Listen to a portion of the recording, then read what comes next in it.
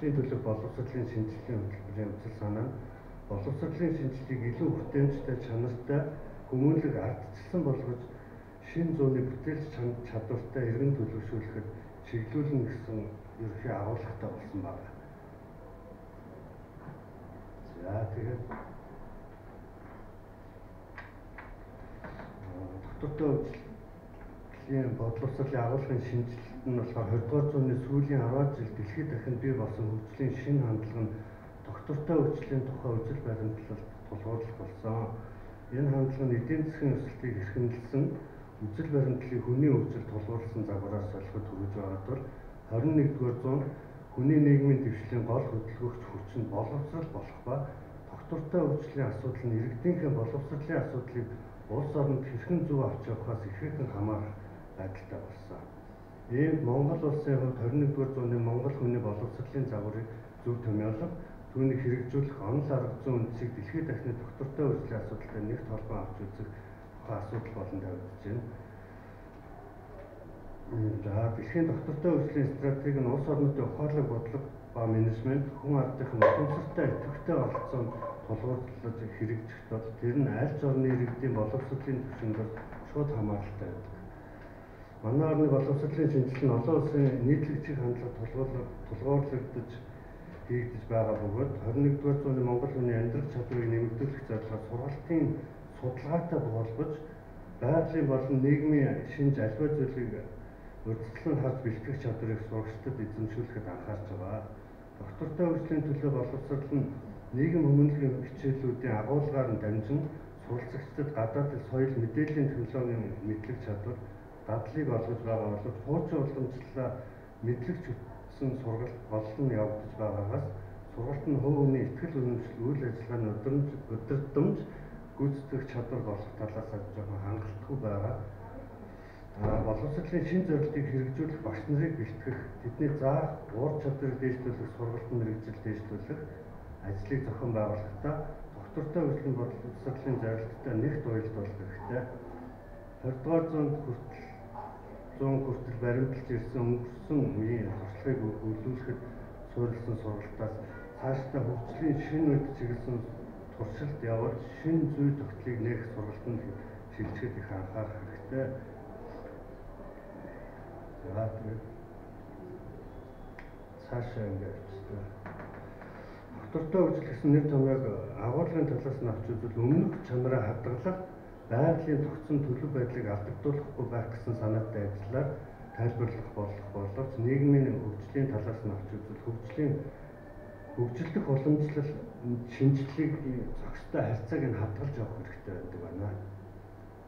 Хөгжлийн энэхүү чиг хандлагыг Монголын нөхцөлд хөгжүүлэн дэмжиж хөтлөн жолоодох үүргийг гүйцэтгэх үүрэгтэй Монгол хүний хөгжил нь доктортой хөгжлийн үндсэн асуудал болж байгаа.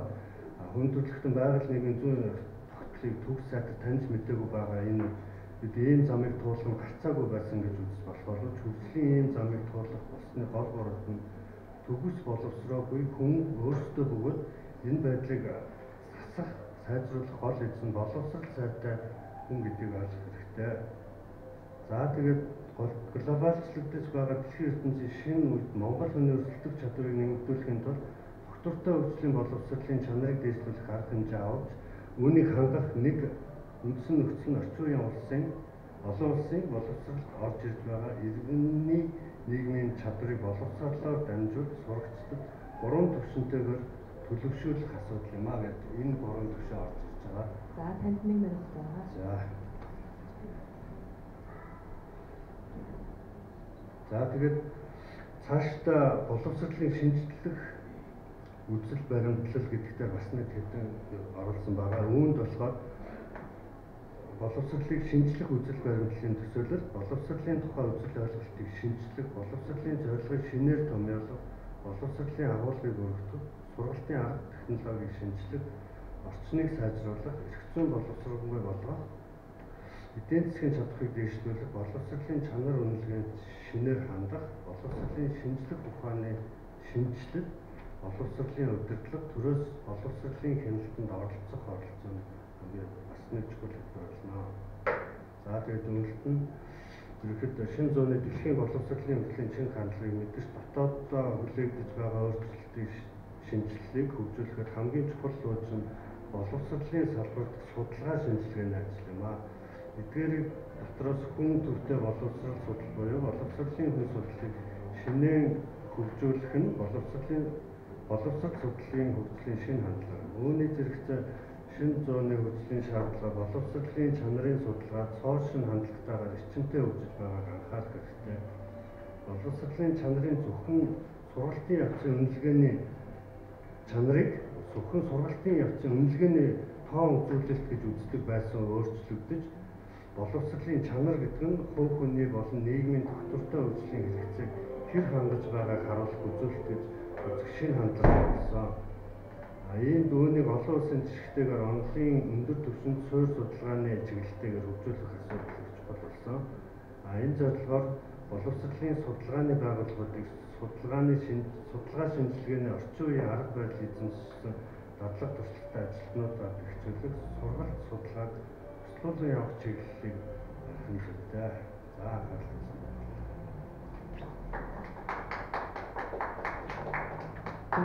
Эзэн хэрэгжлээ. За дараагийн хэлбэр маань найз зурагч байна. Түүхийн бүжгийн хичээл хамсрагчдын гүйцэтгэх үүрэг.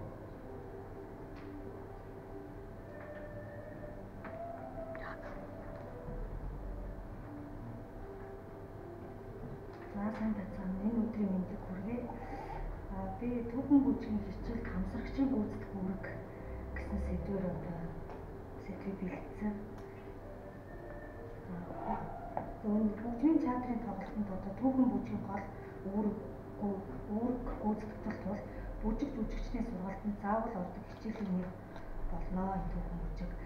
Балетмейстерүүд бол бүжгийн жүжиг тавихтаа бол тухайн цаг үеийн орчин ахгүй ёс горим хүмүүсийн зам байдал харилцааны онцлогийг мэдэж тухайн үед бүжиглэж байсан бүжгүүдийн хэв янзыг нарийн мэдэж бүтээлдээ тусгах ёстой байдаг. Түүхэн бүжгийн хичээлдээ тоглодог концертмейстерүүд бол сургалтын явцад идэвхтэй оролцож түүхэн бүжгийн олон төрлийн тус бүрийн онцлог хэв янз аялгауны өнгө аясыг тоглолтондоо тусган сурагчид бүжгийн хөдөлгөөндөө тусахт нь ойлгож мэдрүүлж туслах үүрэгтэй байдаг. Хөгжмийн хэмнэлт темпийг тааруулан уран яруу илэрхийлэмжийг тусгаснаар сурагчид тухайн цаг үеийн донж маяг хэв янзыг мэдэрч дүрээр сэтгэж сурах явдал юм аа. Иймээс концертмейстер бас түүхэн бүжгийн хичээлд тоглохдоо тоглогчийн үүднээс зөв зохистой төдийгүй бүжгийн урлаг ба нийгмийн түүхэн хөгжлийн талаар мэдлэгтэй байж дотроосоо мэдэрч тоглох сургалтын чанартай явах зохих нөлөө үзүүлэх байхаа билээ. Энэ түүхэн бүжгийн хичээл нь бүжгүүд нь бол өөр ингэсэн онцлогтой. Куранда, жига, минуэт гэх 4-3 хэмжээтэй. Минуэт нь болохоор ерөнхийдөө бол биеиндээ хүндэтгсэн, ясалсан тийм удаан бүжиг. Куранда нь болохоор гулсалттай. Тэгээ ямар ч нэг жижиг юм өсөлттэй нэг удаан бүжиг. Жига нь болохоор юм цоглог хөгжилтэй юм бүжигийн хэмжээтэй.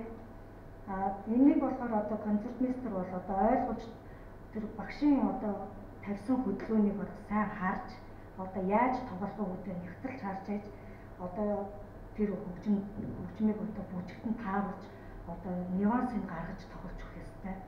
Ийм үүтэй. Жишээ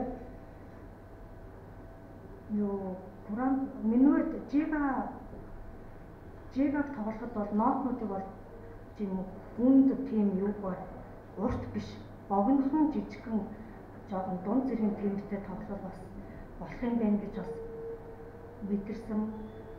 Минуэт нь болохоор тийм ёсорхуу хүн биеиндээ яссан хөгжим болохоор эрэгтэй нэмэгтэйгээ уурах бүжгэнд уурж байгаа тийм үзэгдлийг бол тэр хөгжмөөрөө нюансаар миний ойлголтоор бол би минуэтийг эрчүүд нь эмэгтэйчүүдийг уурж байгаа тэр хэсгийг бол би жоохон хүнд, жоохон зоримог, хүчрхэг жоохон тоглож өгвөл ойлгомжтой.